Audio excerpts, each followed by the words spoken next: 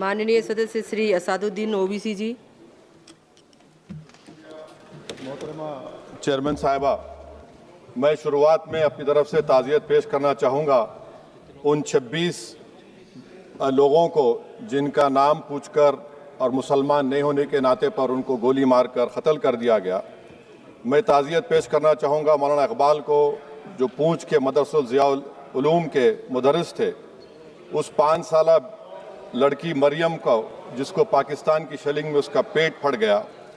मैं ताज़ियत पेश करना चाहूँगा मैडम जैन अली और उर्वा फातिमा, इन दो जुड़वा भाई बहनों को जिनकी उम्र 14 साल थी।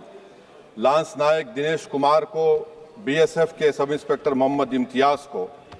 मैं शुक्रिया अदा करना चाहूँगा कश्मीर की आवाम का कि उन्होंने पहलगाम के वाक़े के बाद मस्जिदों से ऐलान किया मजम्मत का, बग़ैर किसी के बोलने पर रोड पर निकलकर उन्होंने पाकिस्तान से आए हुए दहशतगर्दों की मजम्मत की। मैं मुबारकबाद देता हूँ हमारी मुसल्लह अफवाज को कि उन्होंने एक अजीम कुर्बानी पेश की और बहादुरी के साथ ऑपरेशन सिंदूर में भारत को कामयाबी दिलाई।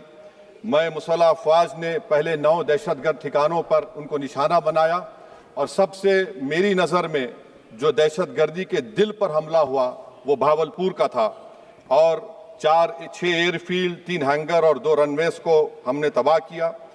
बाद में ऑपरेशन सिंदूर की कामयाबी की एक अहम वजह यह थी मैडम कि मुल्क में इत्तेहाद और इत्तेफाक पैदा हो गया था, एक यूफोरिया पैदा हो गया था, मगर अफसोस कि हुकूमत ने उसका फ़ायदा नहीं उठाया। मैं आज भी कह रहा हूँ, जिम्मेदारी के साथ कह रहा हूँ कि पाकिस्तानी फ़ौज, पाकिस्तान की ISI, पाकिस्तान का डीप स्टेट, उनका हयाती मकसद ये है कि हमेशा भारत को कमज़ोर किया जाए और अगर हमको इन ताकतों को कमज़ोर करना है तो देश में इत्तेहाद और इत्तेफाक को बरकरार रखना पड़ेगा। अगर हम बुलडोज़र के ज़रिए या फिर लिसानी जबर के ज़रिए या मजहबी फ़िरक़ा परस्ती के ज़रिए अक़लियतों को निशाना बनाएंगे तो हम खुदा ना खास्ता उन पड़ोसी मुल्क के दहशतगर्द तंजीमों को कहीं कामयाब ना हो जाए। मैडम, मैं आपके सामने ये भी कहना चाहूँगा कि इत्तेहाद और इत्तेफाक इस मुल्क में जब मजबूत होगा तो हमको बैनुल-अक़वामी सतह पर दिखाने की ज़रूरत नहीं पड़ेगी। मैं आपकी तरफ से हुकूमत से चंद सवालात करना चाहूँगा कि वज़ीर आज़म ने कहा कि खून और पानी एक साथ नहीं बह सकते, आतंकवाद और बातचीत एक साथ नहीं हो सकती। तो मेरा सवाल आपके ज़रिए से वज़ीर आज़म और हुकूमत से ये है, फिर जिन इंसानों को बैसारा की वादी में मारा गया था, क्या आपका ज़मीर इस बात की इजाज़त देता है कि आप ट्रेड बंद कर दिए, पाकिस्तान का एयरक्राफ्ट हमारे एयर स्पेस में नहीं आ सकता, उनकी कश्ती हमारे पानी में नहीं आ सकती, ट्रेड खत्म हो चुका है डायरेक्ट इनडायरेक्टेड, आपका ज़मीर जिंदा क्यों नहीं है? किस सूरत से आप पाकिस्तान से क्रिकेट मैच खेलेंगे जब हम पानी नहीं दे रहे हैं? 80% पानी पाकिस्तान का हम रोक रहे हैं, ये कहकर के पानी और खून नहीं बहेगा, आप क्रिकेट मैच खेलेंगे? मैडम, मेरा ज़मीर तो गवारा नहीं करता कि मैं उस मैच को देखूंगा। क्या इस हुकूमत में इतनी हिम्मत है कि उन 25 मरने वालों को फोन करके कहे कि देखो हमने ऑपरेशन सिंदूर में बदला ले लिया, अब तुम पाकिस्तान का मैच देखो? बड़ी अफसोस की बात है मैडम। मैडम, अकाउंटेबिलिटी किस पर है? पहलगाम किसने किया?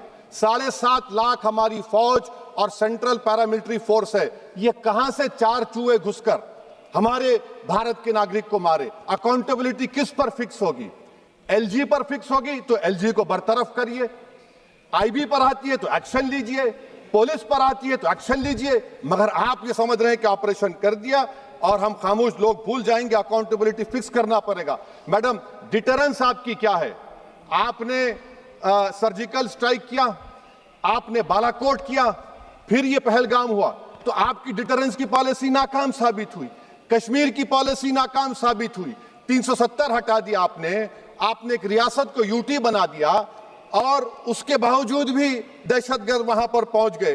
तो और अफसोस मुझे इस बात का होता है मैडम कि पाकिस्तान को हम जानते हैं, पाकिस्तान और इजराइल इस पूरी दुनिया में एक फेल्ड स्टेट है और पाकिस्तान के आर्मी चीफ को, जिससे हमारे स्ट्रेटेजिक रिलेशनशिप, इसको अपना दोस्त कहते हैं, उस देश का प्रेसिडेंट उस शख्स को बुलाकर खाना खिलाता है अपने साथ जिसके भाषण से हमारे लोग मारे गए थे। तो क्या आपकी खारजा पॉलिसी कामयाब हुई? आप देख लीजिए।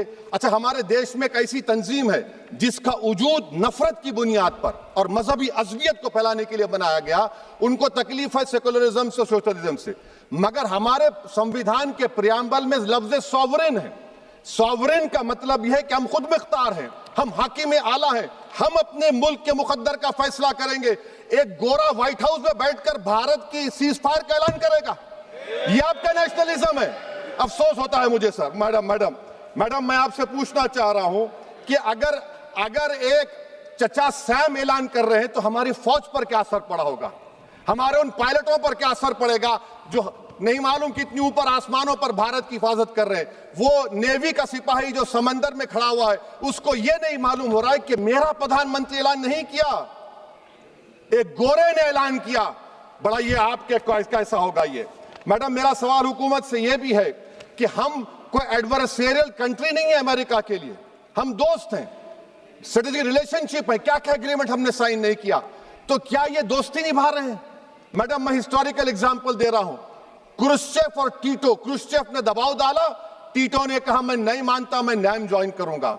मैडम फ्रांस और यूएसए, डिगोल को जब यूएसए ने दबाव डाला तो डिगोल ने कहा कि तुम दोस्त हो मगर हमारी खारिजा पॉलिसी आजाद ना है।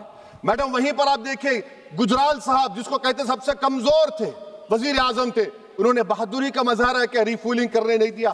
वियतनाम 20 साल यूएसए लड़ा मगर झुका नहीं, और हम उनको बोल भी नहीं पा रहे। हम तो कोई दुश्मन मुल्क तो नहीं है अमेरिका के, ये आपको समझने की जरूरत है। और मैडम